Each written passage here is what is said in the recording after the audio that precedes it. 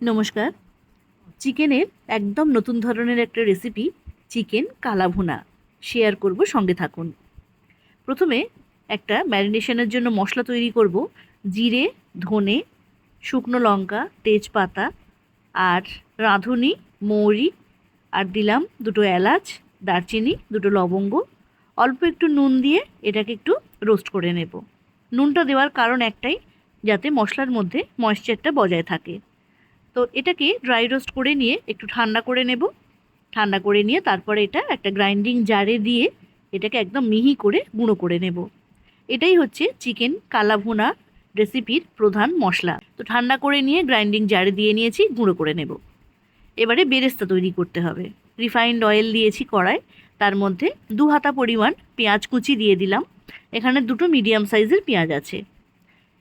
বেরেস্তা সবসময় কিন্তু হাই ফ্লেমে করতে হয়। তো ফ্লেমটাকে হাইতে রেখে কন্টিনিউ এরমভাবে নাড়াচাড়া করলে কিছুক্ষণের মধ্যেই কিন্তু এরকম একটা কালার চলে আসবে। এর থেকে বেশি কিন্তু ডিপ করার দরকার নেই।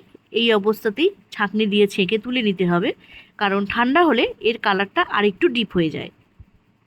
বেরেস্তা তৈরি হয়ে গেছে। এবারে চিকেন ম্যারিনেট করব। আমি এখানে 500 গ্রামের মতো চিকেন নিয়েছি, ধুয়ে পরিষ্কার করে নিয়েছি। তার মধ্যে দিয়ে দেব হলুদ গুঁড়ো, কাশ্মীরি রেড চিলি পাউডার, আর দিলাম যে ভাজা মশলা দিলাম 1 চামচ, আদা বাটা রসুন বাটা দিয়ে দিয়েছি, আর বেরেস্তাটা দিয়ে দিলাম। আর বেরেস্তা ভাজার যে তেলটা রয়েছে সেটাও কিন্তু 1 হাতা পরিমাণ এখানে দিয়ে দেব। দিয়ে এবারে সমস্ত উপকরণ চিকেনের সাথে খুব ভালো করে মেখে নিতে হবে।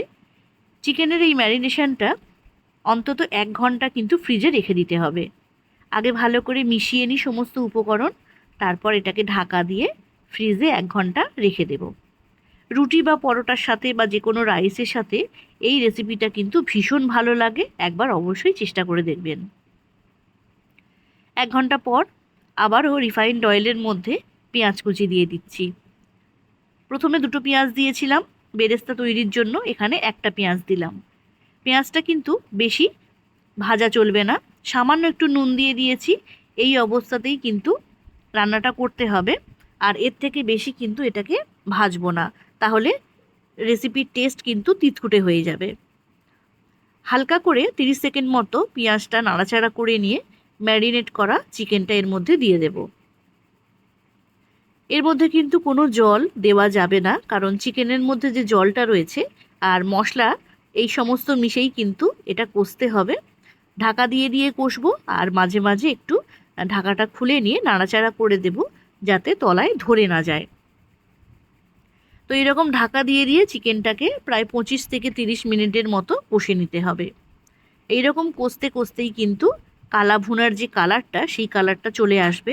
এখানে না কোনো সয়া সস বা না কোনো অন্য রকম সস ইউজ করা হয়েছে, শুধুমাত্র যে মশলাটা প্রথমে তৈরি করেছিলাম সেই মশলার জন্যেই, আর যে রেড চিলি পাউডার দিয়েছি, কাশ্মীরি রেড চিলি পাউডার, তার জন্যেই কিন্তু এই রান্নার আসল রঙটা চলে আসবে। দেখুন মশলা থেকে কিন্তু তেল ছেড়ে দিয়েছে, আর অনেকটা কিন্তু তৈরিও হয়ে গেছে। এই অবস্থাতে নুন দিয়ে দিতে হবে। পরিমাণ মতো নুন দিয়ে দিলাম। মশলা ভাজার সময় একটু নুন দিয়েছিলাম, আর পেঁয়াজ ভাজার সময় একটু নুন দিয়েছিলাম, তো সেটা মাথায় রেখে বাকি নুনটা এখানে দিয়ে দিলাম। দিয়ে আরও 5 থেকে 6 মিনিট এটাকে কষিয়ে নেব। কালারটা কিন্তু অনেকটাই চলে এসেছে, আর বেশিক্ষণ নয়, রান্নাটা একদম কিন্তু শেষের পথে।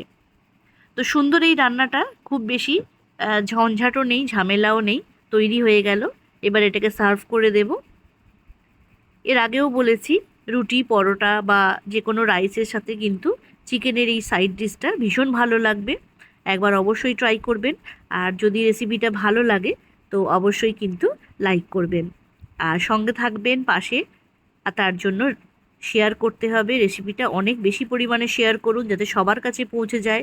ফেসবুক থেকে দেখলে ফলো করতে ভুলবেন না পেজটিকে, আর যদি ইউটিউব থেকে দেখেন চ্যানেলটিকে সাবস্ক্রাইব করে নেবেন। তো আজকের মতো এই পর্যন্ত, আবারও ফিরে আসব নতুন কোনো রেসিপি নিয়ে। সবাই ভালো থাকুন, সুস্থ থাকুন, নতুন নতুন রান্না করতে থাকুন।